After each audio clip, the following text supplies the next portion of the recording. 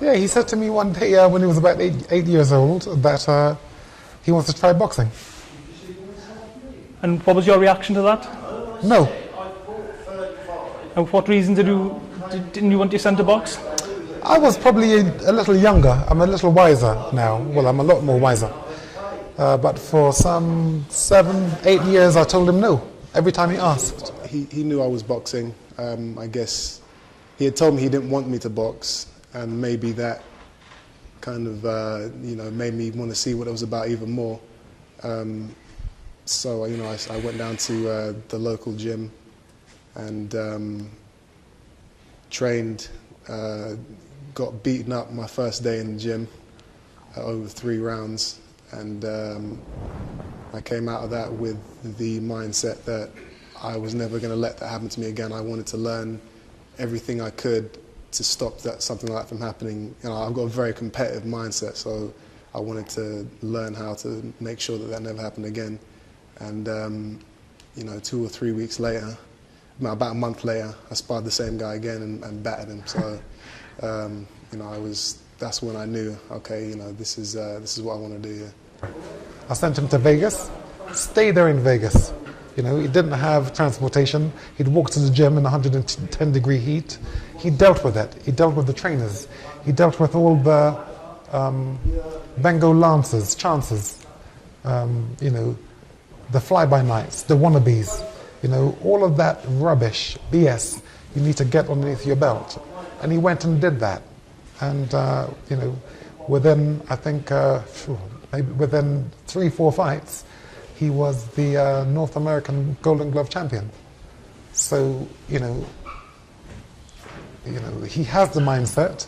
He was taught the mindset and the ethic and the ethos. And he seems to want it more so than anything. Vegas is a melting pot for, some of the best boxers in the world. They all the top fighters, they come there, they train there before they fight in these big casinos out there. They train in all the gyms. So obviously, my father knew that if I could survive in that atmosphere, then I could survive anywhere. And not only did I survive, I flourished. I think I won the Golden Gloves. I won 2 different Golden Glove tournaments and made it to the Nationals. And that was all within my first 5 to 10 fights. So, it was, there was a lot of tests out there, and I think I passed with flying colours. He was in Cuba with me, boxing with the first team, getting his rump torn up, which is what a young fighter needs, hardship. If you don't have the hardship, and if you have support systems, you make nothing in boxing. Nothing. All these guys who are taking a drink now and then, going out once in a while saying, well, after all, I'm a human being. Surely I can have some life. No life at all. If you want to make the grade, you don't have a life. Your life belongs to boxing. Your health is second. Boxing is first. Training comes first, no matter what. When you have an injury, deal with it. You're supposed to have injuries. You're boxing, people are hitting you. How can you not be without injuries? Learn to accept, learn to love, learn to live with your injuries. This is what makes champions of genuine worth. So let's see what happens with this young man. Was it your decision to turn pro with your father's old trainer, Ronnie Davies? It was a group decision. We knew that Ronnie was, one of the best guys to oversee and to have as the guy that's controlling things and setting up sparring, helping with setting up the fights, and it was a group decision, and it was definitely the right one. I think he'll be as good as his father, hopefully better. He's certainly showed it so far. What he is, you see him in the gym, he's phenomenal. I mean, to go up and hold his own, and sometimes more than hold his own with champions, and that's what he's done. There's always a lot of people with high expectations. I've got this name that's been connected to boxing for so many years, and to have that name, there's going to be a lot of people watching your every move and, you know, poking holes in your performances and analysing everything that you do. So in that sense, you know, there is a pressure. But for me, I don't really see it as, I don't see that as a negative thing. I see that as something that pushes me to train harder, to fight harder and to perform better. You know, it's actually something I use to boost myself in my training and in my actual fights.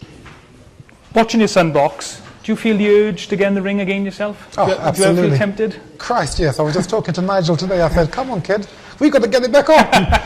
That's Nigel Benn, I take Yes, it. yeah. He said, no, I'm finished. I'm in the church. I'm a happy man. You know, you think I'm joking. Chris Senior was more eccentric, but I just went along with that. And but his son's the same. He's got totally his own mind. They were both. You got to step back. When you got someone with that talent, you got to step back and think. They go over. They go. I never ruled Chris or nothing like that. You know. I guess showmanship is, you know, that's definitely something that I've taken from him, and you know, it's not forced. It's not something that I'm doing because he did it. You know, I jumped the ropes since I was since my first amateur fight. You know, and it's something that I do to boost my morale, to get my adrenaline going. I think he can go all the way, without a doubt. I'm not the only one. You look at him in training, he's world class. And when he spars, he has wars, he spars hard. And you can tell by that hard sparring what he's going to be like.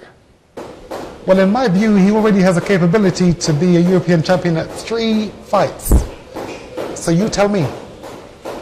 And you've got to say, well, we know Chris is a bit odd. Perhaps he's just talking oddly again. Or can you see my point? And if you can, then you tell me, how far can he go? Well, that is the spectacle. That is the question mark, and that is the $64 question.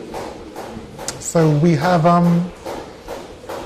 a lot to look forward to in Channel 5. Switch on.